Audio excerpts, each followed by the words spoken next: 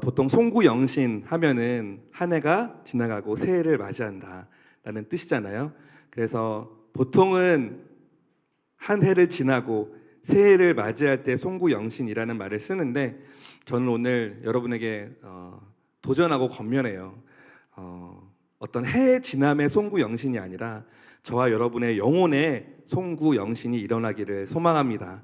네, 하나님이 주시는 말씀으로 이전 것은 다 사라지고 새 것으로 새 마음을 입은 새로운 몸과 마음으로 주님 앞에 나아갈 수 있는 저와 여러분이 되기를 소망해요. 그리고 영혼의 송구영신은 바로 성탄으로부터 시작된다라는 것 또한 저와 여러분이 마음 가운데 담을 수 있기를 진심으로 소망합니다. 오늘 저와 여러분이 함께 읽은 누가복음 2장 1절에서 14절까지의 말씀은 예수님의 탄생에 대한 말씀으로 아주 유명한 말씀이죠. 성탄절에 대부분 이 말씀을 통해서 많은 목사님들이 말씀을 전하시는데요.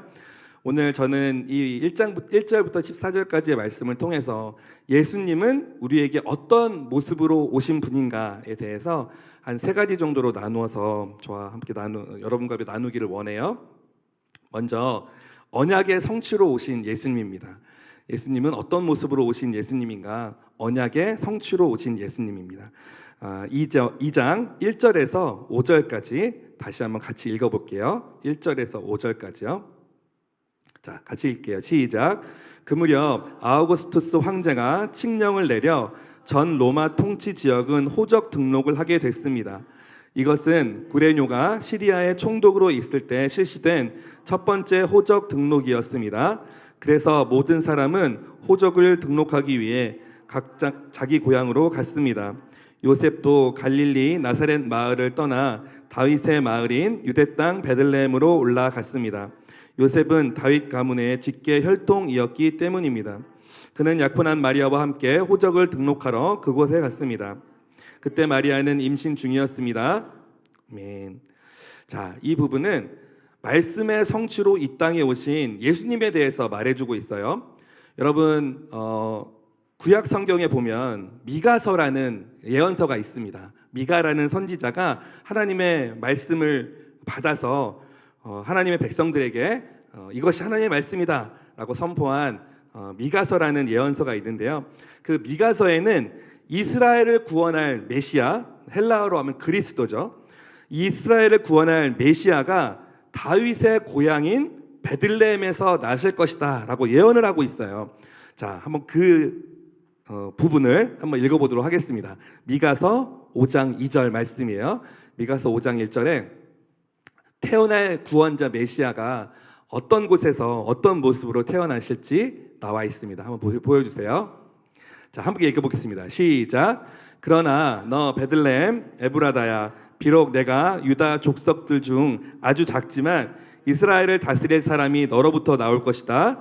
그의 근본은 먼 옛날, 아주 오랜 옛날로 거슬러 올라간다. 네, 이 미가라는 선지자가 하나님으로부터 받은 마음으로 이 말씀을 선포했어요. 그러나 너 베들레헴 에브라다야, 비록 내가 유다 족속들 중에는 아주 작지만 이스라엘을 다스릴 사람이 너로부터 나올 것이다. 자, 이 예언에 따라서 우리의 구원자이신 예수님이 때가 되어서 다른 땅이 아닌 베들레헴에서 태어날 것을 예언했고, 예수님은 오늘 누가복음 말씀을 통해서 본 대로 베들레헴이라는 곳에서 태어나게 되셨어요. 그런데 우리는 예수님이 어떠한 과정을 거쳐서 베들레헴에 태어나게 되신 건지에 대해서 주목해 볼 필요가 있습니다. 미가라는 선지자가 예수님, 구원자가 어디에서 태어날 것인지를 예언했고, 예수님이 베들레헴에서 태어난 것이 어떤 과정을 거쳐서 태어나게 된 것인가를 보면 놀라지 않을 수가 없을 거예요. 예수님의 고향은 나사렛이에요. 베들레헴이 아닙니다. 예수님의 고향은 나사렛인데 보통은 본인의 고향에서 태어날 거라고 생각이 드는데 나사렛이 아니라 굳이 미가라는 선지자가 예언한 베들레헴이라는 곳에서 태어나셔야만 했던 이유가 무엇인지, 그 예언이 너무나 분명하게 성취된 그 모습을 오늘 성경 본문을 통해서 확인해 볼 수 있어요. 오늘 본문에 조금 전에 읽은 본문 4절에 보면 원래 예수님의 부모님인 요셉과 마리아는 나사렛에 살고 있었다고 말씀드렸죠. 그러니까 확률상 예수님은 부모가 살고 있었던 나사렛에 태어날 확률이 훨씬 높아요. 너무 당연하죠. 그런데 그 당시는 이스라엘이 로마의 속국이었단 말이에요. 로마 제국의 통치를 받고 있었어요. 그때 로마의 황제가 아우구스투스라는 황제였습니다. 아우구스투스 황제가 로마를 통치하고 있을 때 그 로마가 통치하고 있었던 모든 지역, 모든 백성들에게 호적을 정확하게 등록할 것을 명령합니다. 지배국인 그 로마 제국이 식민지 국가에서 세금을 원활하게 걷어들이기 위해서, 그리고 식민지 지배를 보다 효율적으로 하기 위해서 과연 내가 지배하고 있는 나라의 사람들은 어느 정도 되는지를 조사할 필요가 있었던 거예요. 그래서 호적 조사를 통해서 정확한 인구 조사를 명했던 거죠. 당연히 로마 제국에 속해 있었던 이스라엘 사람들은 명령에 따라서 호적 조사를 해야만 했고요. 이 호적 조사는 반드시 자신의 출생지로 가서 본인이 직접 해야만 했습니다. 따라서 유대 지파 자손이었던 요셉과 마리아는 그들의 고향인 베들레헴으로 가야만 했던 거예요. 사실 호적 등록을 하기 위해서는 가장 한 사람만 가도 되었던 거였거든요. 요셉이 혼자 가도 되는 일이었지만 그때 만삭이었던 마리아를 홀로 두고 갈 수가 없었기 때문에 마리아도 같이 가게 된 거였죠. 그래서 마리아가 만삭의 몸으로 베들레헴으로 호적 등록을 위해서 가게 되었고 그곳에서 예수님을 낳게 되었던 것입니다. 자, 이제 물어볼게요. 자, 여러분, 이게 우연의 일치일까요? 미가서라는 예언서에서 예언되었던 그리스도가 어디에서 태어날 것인지 베들레헴이라고 지명을 명확하게 명시했죠. 어디에서 태어날 것인지에 대한 이 예언의 성취가 임신한 마리아가 베들레헴까지 가서 예수님을 낳게 된 이 사건이, 예언서에 나와 있는 그대로 성취된 이 사건이 정말 그냥 우연의 일치일까요? 여러분, 우리가 이 역사라는 것에 대해서 명확하게 재정의하기를 바라요. 역사가 무엇인가에 대해서 명확하게 정리를 한번 해보시길 바랍니다. 시간의 흐름에 따라서 어떤 기억을 기록해 놓은 것, 우리가 알고 있는 어떤 것이, 과거의 어떤 것이 시간의 흐름에 따라서 기록이 되었던 것이 역사가 아니라, 우리 크리스찬들은 하나님의 예언이 성취되는 모든 과정이 역사다라고 말할 수 있어야 합니다. 여러분의 역사의 정의가 그저 옛날 일이 다 역사 아니에요? 예전에 어느 순간부터 지금까지 이어온 모든 과정, 사람이 기억하고 있는 모든 것들이 역사 아닙니까? 아니요. 하나님의 예언이 성취된 모든 과거의 과정들이 역사다라고 해야 하는 거예요. 바로 하나님의 말씀이 하나님의 말씀 그대로 이루어지는 예언의 성취, 말씀의 성취가 바로 역사인 것입니다. 하나님이 이미 이 미가라는 선지자를 통해서 말씀하셨던 이 예언의 성취를 위해서요, 하나님은 아우구스투스라는 사람을 로마의 황제로 세우셨어요. 그리고 아우구스투스의 마음을 움직이셨죠. 아우구스투스는 자신의 욕망과 목적에 따라서 호적 조사를 명령했지만 그 배후에는 하나님의 뜻과 하나님의 예언을 이루려는 역사의 주관자, 하나님의 섭리, 그것이 있었던 것입니다. 여러분, 이것을 믿으세요? 아멘입니다. 여러분, 크리스찬의 청년들, 우리 크리스찬 청년들의 역사관은 바로 이렇게 형성되어야 합니다. 수많은 사상과 수많은 이데올로기, 좌우로 나누어져서 점점 극단으로 치닫는 사회 사상과 정치 이념들 앞에서 크리스찬 청년들의 역사관과 크리스찬 청년들의 세계관은 바로 하나님 중심의 역사관, 하나님 중심의 세계관이 되어야 한다고 저는 믿어요.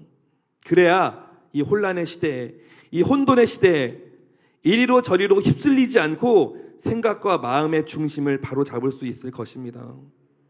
세상에 어떤 사람이 이렇게 얘기를 하면 그거 다 그냥 우연의 일치지, 그렇게 어쩌다 보니 아우구스투스가 호적 조사를 했고 호적 조사에 따라야 되니까 요셉과 마리아는 자기 고향인 베들레헴으로 가야만 했고 마침 임신했던 마리아는 베들레헴에서 아기 낳은 거 아니냐, 누군가는, 아니 많은 사람들은 그렇게 말할 수 있을 거예요. 하지만 미가서에서 예언된 그 예언의 성취가 바로 예수님이 태어나시던 그 시대에 이루어지기 위해서 이루어졌던 모든 과정은 하나님의 예언의 성취의 과정이다. 그것이 바로 하나님의 섭리 안에 있는 우리의 역사다. 그렇게 저는 믿습니다. 여러분, 저와 여러분의 인생 속에 그 놀라운 역사를 이루시고 또한 이루어 가실 하나님을 기대하시기를 바라요. 남들은 누군가 그저 우연의 일치로, 그리고 네가 노력했으니까 그렇게 됐겠지, 할만하니까 그렇게 됐겠지라고 얘기할지 모르겠지만, 하나님은 언젠가, 그 언젠가가 언제인지 모르지만 그 언젠가부터 계획하시고 준비하시고, 그리고 그걸 성취하실 그때가 되었을 때 저와 여러분을 통해서 놀라운 역사를 이루시는 분임을 저는 믿습니다. 나의 상식으로 또는 누군가의 해석으로 지나온 역사를, 그리고 앞으로의 시간들을 예측하고 재단하는 그 틀을 여러분 깨버리셔야 합니다. 그 틀에서 벗어나야 해요. 여러분의 계획과 여러분의 걸음걸음을 하나님의 말씀 위에 두어야 합니다. 우리의 계획과 미래가 하나님의 말씀 안에서 이루어지고 있음을 믿으시기를 바라요. 그리고 그 일들을 이루기 위해서 우리에게 오신 예수님의 탄생 또한 기뻐하시기를 바랍니다. 여러분, 적어도 미가서의 그 예언, 구원자 그리스도는 베들레헴에서 태어날 것이다라는 그 예언이 몇백 년 뒤에 정말 요셉과 마리아가 베들레헴에 가서 아기 예수가 탄생된 그 모든 과정이 하나님의 섭리 안에 있었다면, 저와 여러분을 위해서 그 베들레헴 땅에 태어나게 하게 하신 아기 예수님에 대한 그 역사, 우리가 그 안에 담기기를 원하시는 하나님의 역사라면 여러분, 예수님의 탄생을 기뻐하시기를 바라요. 우리 인생 속에서 지금도 여전히 놀라운 일을 이루시고 계시는 하나님, 그리고 앞으로도 이루어 가실 하나님을 기대하고 기뻐하시기를 축원합니다. 그 일들을 이루시기 위해서 예수님이 마치 증거처럼 이 땅에 오신 거예요. 그리고 여러분, 역사의 주관자이며 역사의 통치자인 하나님 편에 서십시오. 여러분이 역사의 주관자이신 하나님 편에 서고 그 역사를 이루시는 하나님 안에서 약속하신 말씀 그대로 이루어질 나의 인생을 하나님께 의탁하면서 신뢰할 때 더 이상 어디로 가야 할지 몰라 갈피를 잡지 못하고 좌우를 두리번거리는 인생이 아니라, 말씀이 나를 이끌어 주심을 경험하고 말씀이 나를 지켜주시는 것을 경험하며 인생의 길을 걸어가는, 그리하여서 하나님이 예비하신 그 모든 것들을 발견할 수 있는 저와 여러분이 되기를 진심으로 소망해요. 자, 여러분, 2021년이 시작되었을 때 우리 한 사람도 빠지지 않고 다 그 말씀 카드를 하나씩 받았습니다. 여러분에게 한마디씩, 한 절씩, 긴 건 세 절씩 말씀이 주어졌어요. 자, 여러분에게 묻고 싶어요. 그 말씀이 1년을 지난 이 시기에 다시 돌아보니 어느 순간에 어떻게 성취가 되었습니까? 그 말씀이 여러분을 어떻게 견인하고 있던가요? 그 말씀이 여러분의 인생에서 어떠한 역할을 하고 있었나요? 저는 여러분에게 정말 강력하게 도전합니다. 하나님의 말씀은 반드시 이루어진다. 그리고 역사는 하나님의 예언의 성취다라는 것을 믿으시는 분이라면 이 말씀 위에 여러분의 인생을 올리십시오. 이 말씀이 흘러가는 대로 우리의 인생이 함께 동행하게 된다는 것을 믿으시기를 바라요. 우리가 내년 2022년 첫째 주 아니면 둘째 주에 또 한 번 약속의 말씀을 뽑을 것입니다. 만약에 2021년에 약속의 말씀을 뽑았음에도 불구하고 그 말씀이 나의 인생에 어떻게 역할을 하고 있는지, 어떻게 나의 인생에 영향을 미치고 있는지, 말씀이 나를 어떻게 견인하고 있는지가 느껴지지 않았다면, 여러분 2022년 약속의 말씀을 뽑았을 때 그 말씀을 늘 기억하고 늘 보이는 곳에 붙여놓고 늘 암기하고, 어떤 순간에 이 말씀이 이렇게 역사하시네, 이 말씀을 이렇게 이루시네 라고 기뻐할 수 있는 저와 여러분을 보고 싶어요. 말씀이 정말 이루어지는 것이구나. 말씀이 정말 나의 인생을 이끌 수 있는 힘이 있는 것이구나. 말씀 안에 여러분의 인생을 놓으십시오. 하나님의 말씀과 우리의 순종이 만나는 그 자리에서 하나님의 기적이 일어납니다. 다시요. 하나님의 말씀과 우리의 순종이 만나는 그 자리에서 하나님의 기적은 일어난다고 저는 확신해요. 시간이 더 넉넉하다면 제가 언젠가 날을 한번 잡아서 예수님이 어떻게 예언되었고 구약 성경에 그 구약 성경에 예언된 대로 신약 성경에 예수님이 어떤 일들을 이루셨는지 너무나 분명하고 명확하게 소름 끼칠 정도로 예언되어 있다는 것을 알 수 있어요. 구약부터 신약을 많이 읽어보고 매치해본 사람이라면 알 것입니다. 호세아서에서, 시편에서, 이사야서에서, 조금 전에 읽은 미가서에서, 그리고 스가랴서에서, 민수기에서, 얼마나 많은 말라기에서, 얼마나 많은 말씀 안에서 앞으로 장차 오실 메시아가 이런 일을 할 거야. 이런 모습으로 무언가를 행할 거야. 이런 모습으로 죽을 거야. 이렇게 다시 살아날 거야를 너무나 명확하고 명료하게. 여러분, 말라기서를 기록한 기자가, 시편을 기록한 기자가, 이사야서를 기록한 기자가 한순간에 다 짜가지고 내가 이걸 이렇게 기록할 테니까 이걸 이렇게 기록하고 이렇게 맞추자. 그럴 수 있을까요? 1500년 동안 40여 명의 기자들이 하나님의 음성을 듣고 성령의 감동함에 따라서 적어진 하나님의 약속의 말씀이 예수님을 통하여서 한꺼번에 드러나는 그 모습. 제가 이것을 언제 한번 예수님이 주인공인 설교를 할 때 증명해 드릴게요. 어떻게 구약의 이 말씀들이 신약을 통해서 마치 영화로 본 것처럼, 사진으로 본 것처럼 그렇게 보고 그대로 하라고 해도 못할 만큼 너무나 정확하게 이루어졌는지. 그래서 말씀의 그 힘과 능력을 아는 사람들은 하나님을 경외하지 않을 수 없습니다. 그 경외 안에 두려움이 있는 거죠. 말씀은 정말 이루어지는 것이구나. 말씀은 정말 실제하는 것이구나. 말씀은 정말 나를 살릴 수 있는 것이구나. 자, 여러분, 여러 가지 시간들 안에서 성경 읽으세요. 성경 통독하세요. 말씀 보세요. 하루에 한 절이라도 큐티하세요. 이게 여러분 안에서 우리가 무언가 교회 안에서 뭔가 해야 되니까 자꾸 하세요 라고 말하는 것이 절대 아닙니다. 굳이 왜요? 굳이 왜? 여러분의 인생이 정말 하나님께 붙잡힌 바 된 인생이고 하나님께서 여러분에게 새 일을 행하시기를 원하는 사람이라면 말씀 안에 여러분의 인생을 심으세요. 말씀 위에 여러분의 인생을 올리십시오. 그리고 그 인생이 어떻게 변화되는지를 보십시오. 두 번째, 제가 준비했는데 시간 관계상 오늘은 패스.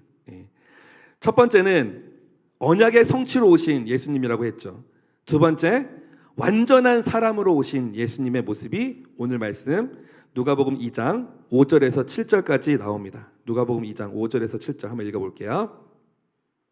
자, 시작. 그는 약혼한 마리아와 함께 호적을 등록하러 그곳에 갔습니다. 그때 마리아는 임신 중이었습니다.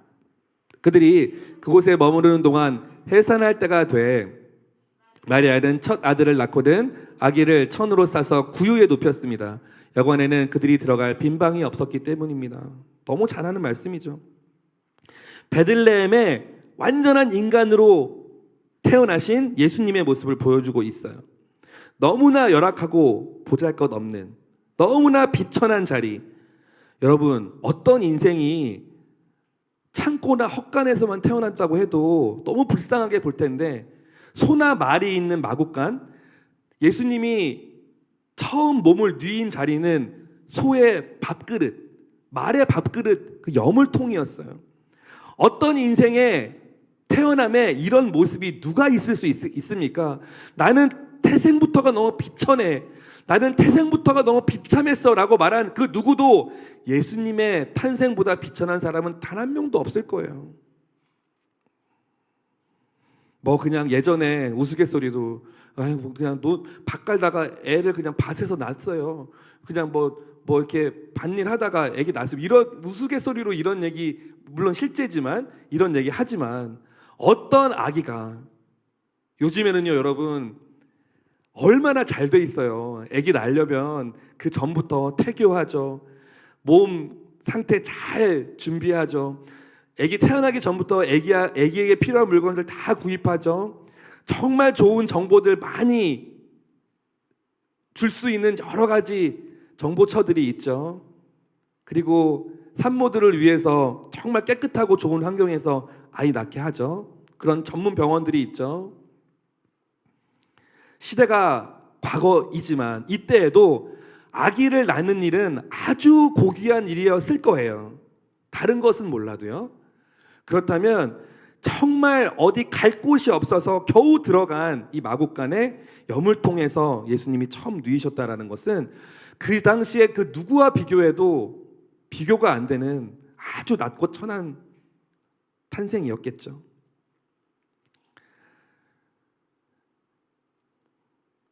예수님 앞에서 나보다 비천하게 태어난 인생은 없을 거라고 자신 있게 말할 수 있는 사람 결코 없을 겁니다. 거기다가 예수님처럼 고난과 핍박과 멸시와 비웃음과 배신 속에서 살아가신 분도 없을 거예요.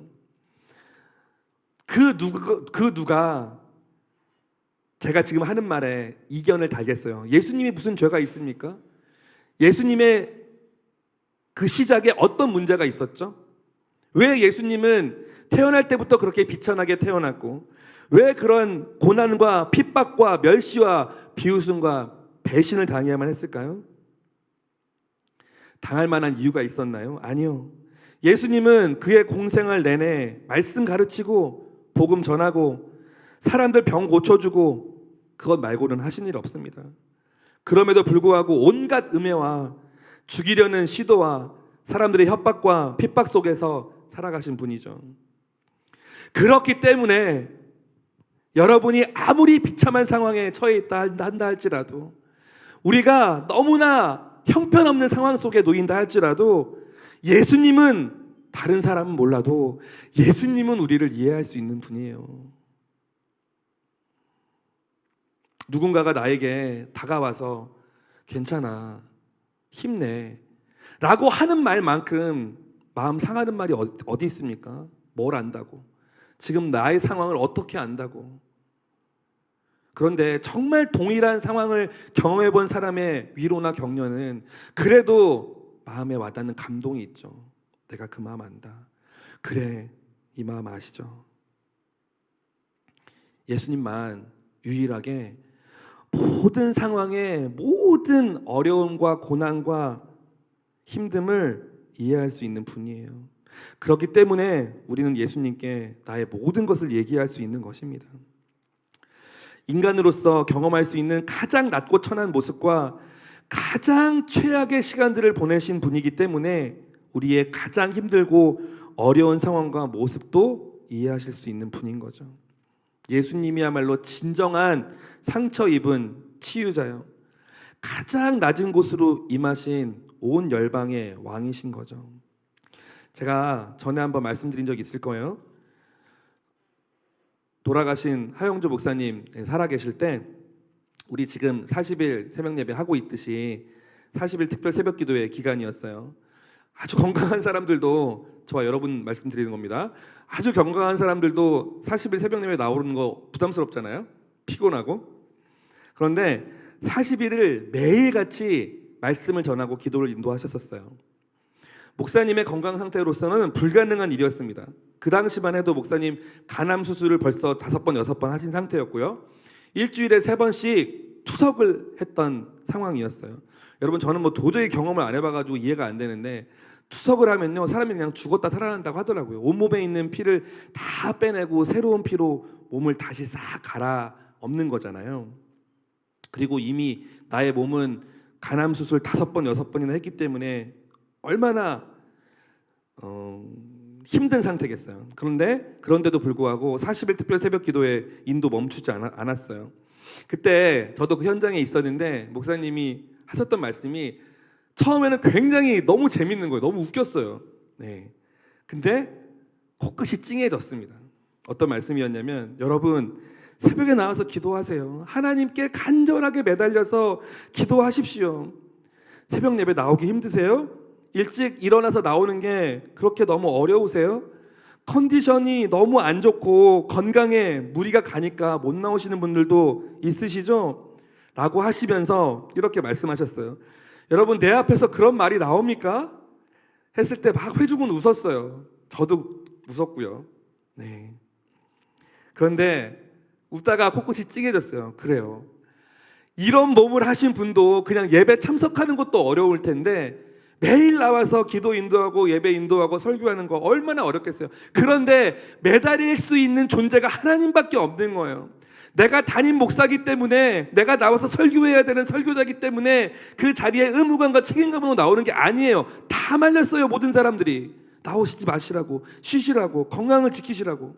그런데 그분이 가지고 있는 유일한 하나의 소망과 희망은 나를 살리실 분은 하나님밖에 없다. 나의 생명의 주인은 예수님이다. 그거 이외에는 나올 이유가 전혀 없었던 거예요. 우리는 이해하기 어렵겠죠.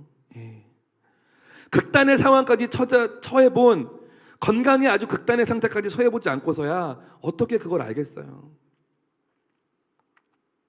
아무리 건강과 컨디션을 핑계로 새벽 예배 나오는 거 너무 힘들고 부담스러워요 라고 말하는 사람들도 하용조 목사님 앞에서는 아무 말도 못하는 거예요.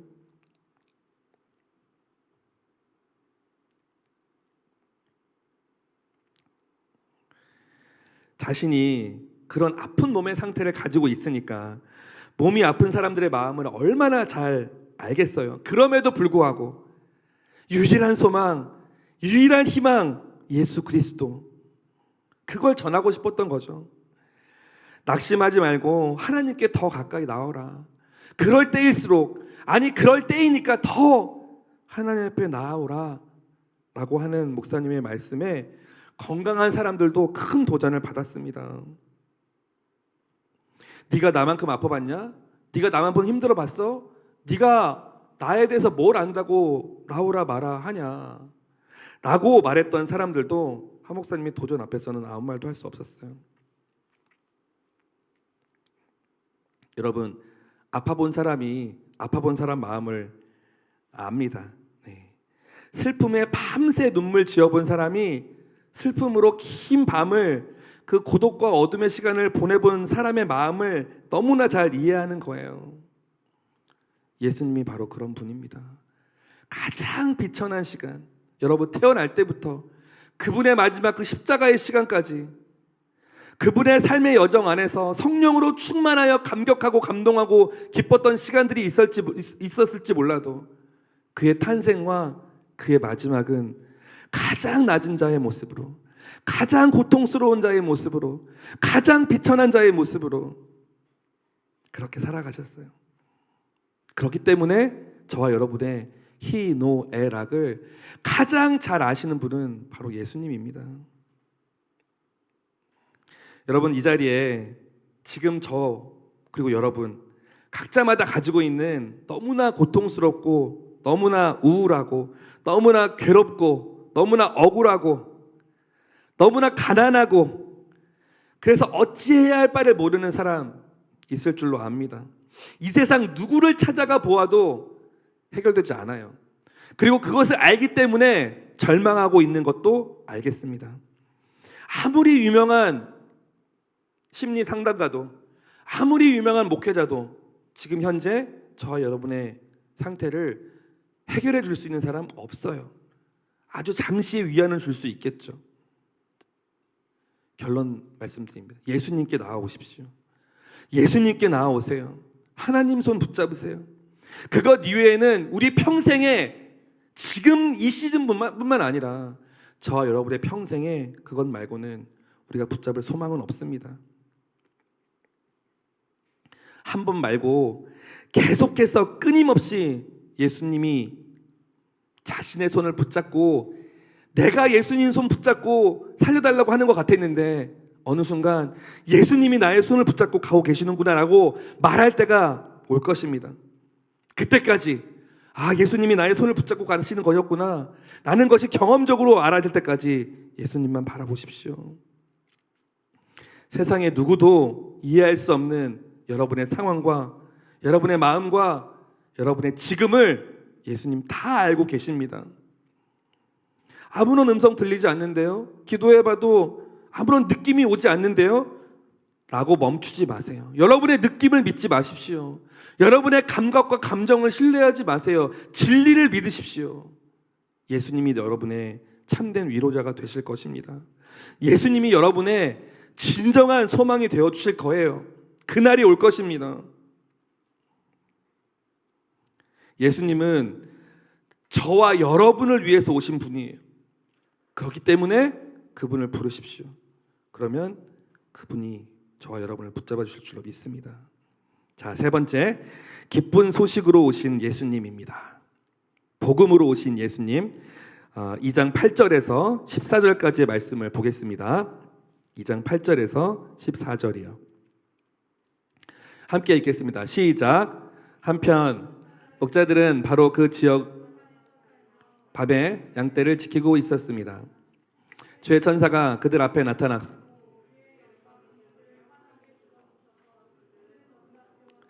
천사가 말했습니다. 두려워하지 마라. 보아라, 내가 모든 백성에게 큰 기쁨이 될 좋은 소식을 너희에게 알려준다.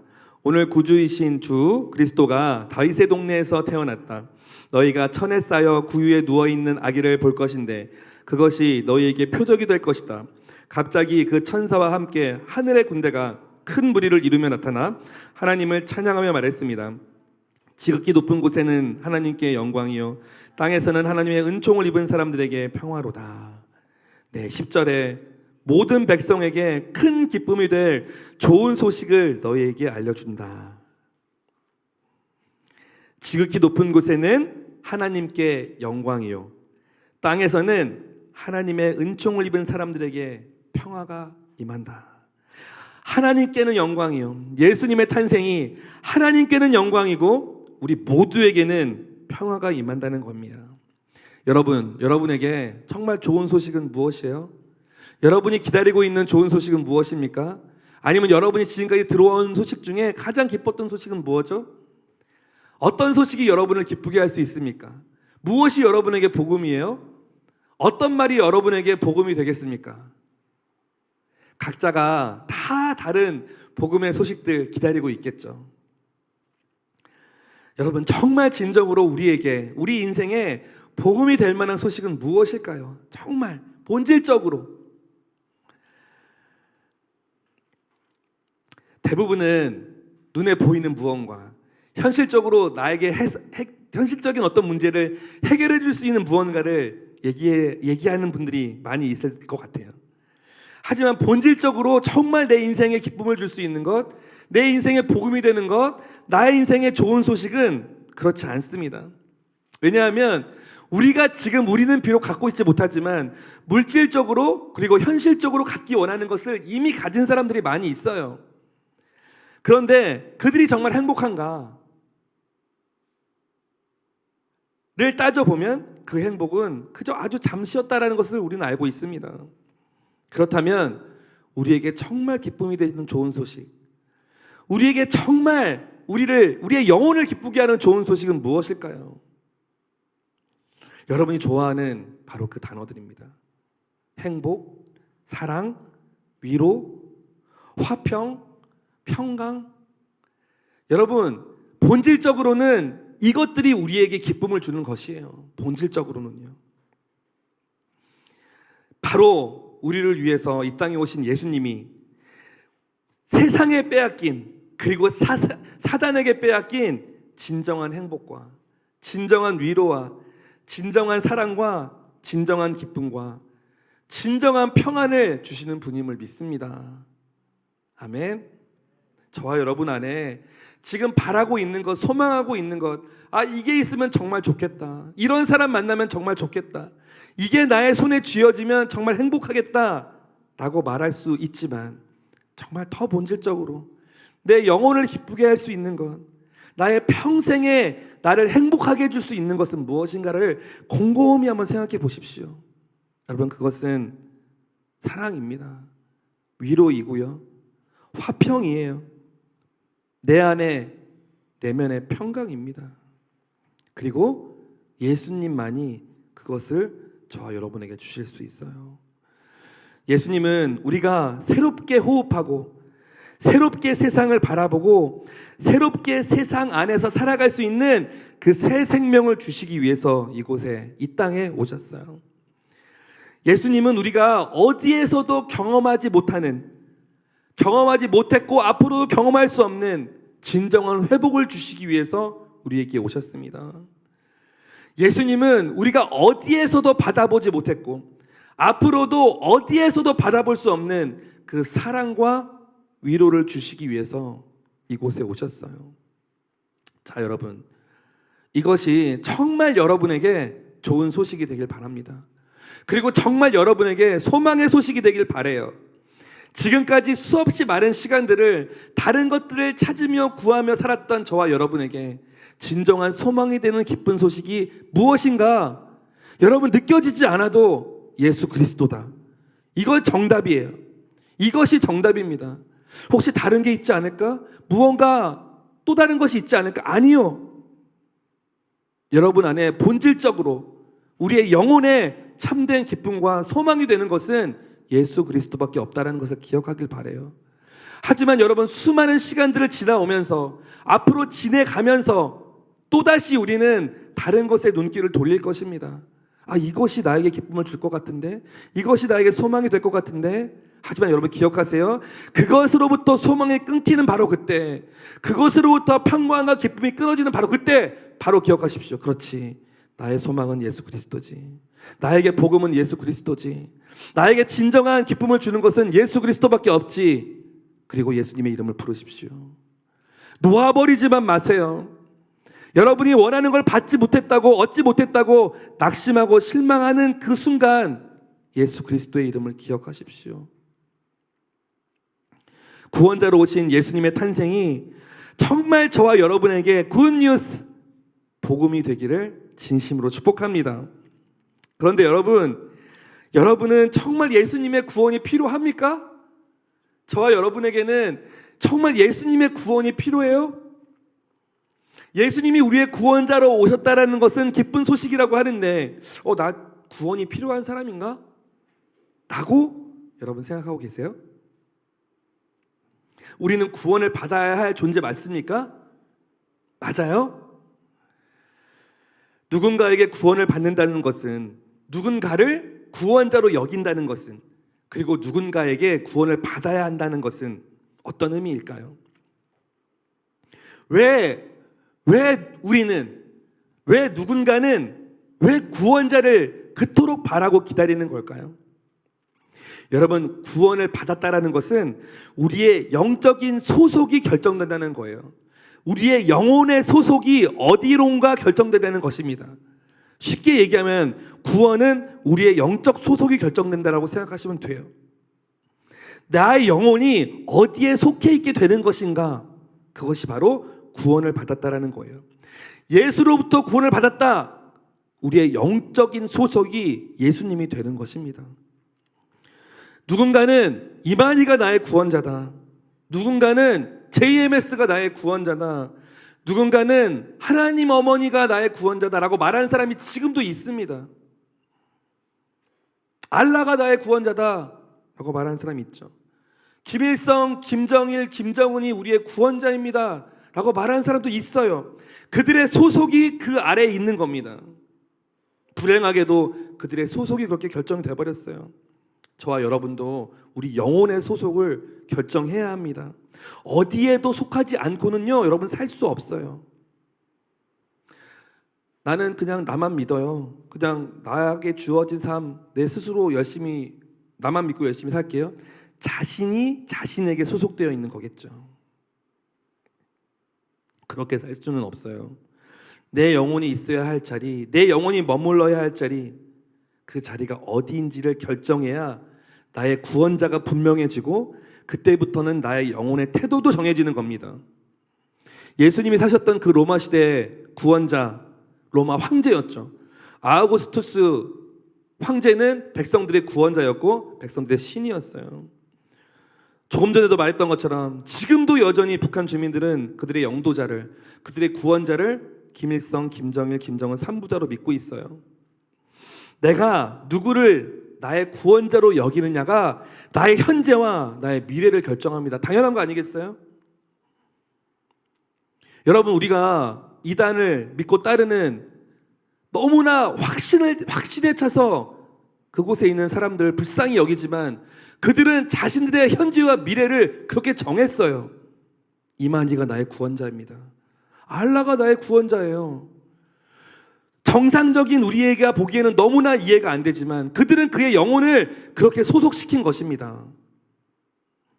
자, 여러분, 제가 지금 언급한 이 이단의 교주들이 아니더라도 여러분의 영혼은 어디에 소속되어 있습니까? 교회만 있으면 예수님께 소속된 거 맞아요? 하나님 믿는다고 말하면 우리 영혼이 하나님께 소속된 거 맞습니까?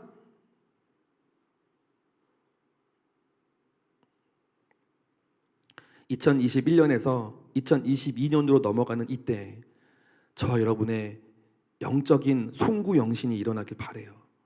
우리 영혼의 송구영신, 영혼의 송구영신이 일어나는 그 자리에 우리의 영적인 소속이 바뀌기를 소망합니다. 2021년까지 여러분의 영적인 소속은 어디였습니까? 우리의 육신, 우리의 현재 상태의 소속은 여기저기였을 거예요. 회사원도 있고 학생도 있고 여러 가지 있잖아요. 영혼은요, 영혼은 자, 이제 해가 바뀌기 때문에 송구영신이 아니에요. 해가 아무리 바뀌어도 영혼의 송구영신이 일어나지 않으면 아무 의미가 없습니다. 기억하세요. 우리의 송구영신은 이 성탄, 예수 그리스도가 태어나심으로 인해서 진정한 우리의 구원자로 오신 예수님께 우리의 영혼의 소속을 맡기는 바로 그 일이 우리의 영혼의 송구영신이 되어야 합니다. 2022년에는 우리의 영혼을 온전하게 예수님께 맡기는 저와 여러분이 되기를 정말 여러분 진심으로 소망합니다. 여러분 안에 평강이 없다면, 여러분 안에 여전히 불안과 여전히 조바심과 여전히 우울이 있다면, 여러분의 내면 안에 주인 되시는 하나님이 진정으로 영광을 받고 계시는지 살펴보십시오. 여러분의 영적인 소속이 예수 그리스도 안에 완전하게 자리가 잡혀서 그 안에 마음의 중심으로 예수를 찬양하고 예수를 경외하고 있는지를 한번 살펴보십시오.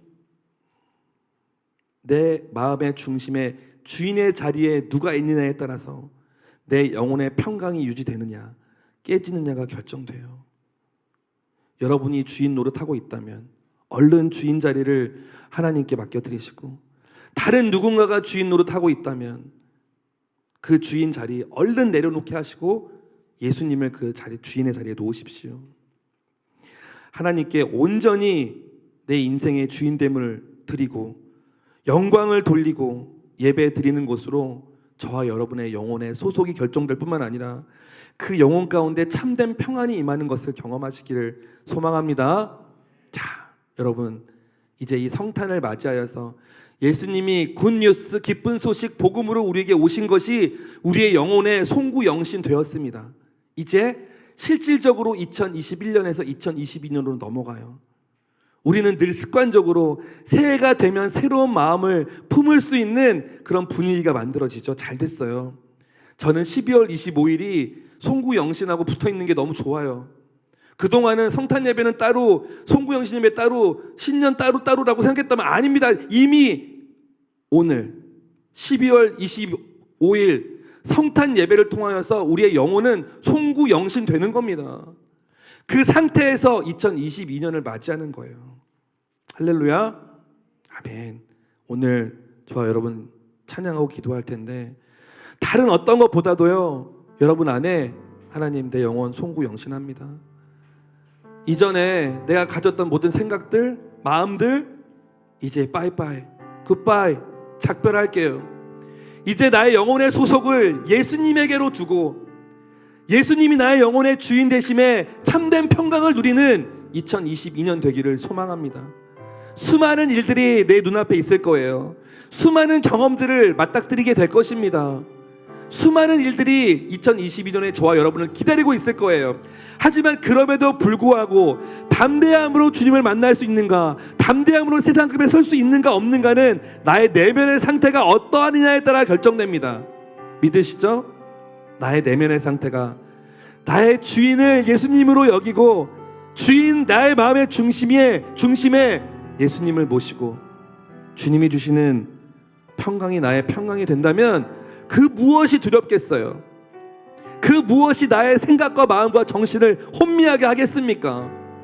모든 지혜가 되시고 힘이 되시고 능력이 되시는 예수님이 내 마음의 중심에서 나를 이끌어 주신다고 하시는데요, 여러분 이 시간에 우리의 마음을 온전하게 주님께로 집중할 수 있는 저와 여러분 되기를 소망합니다.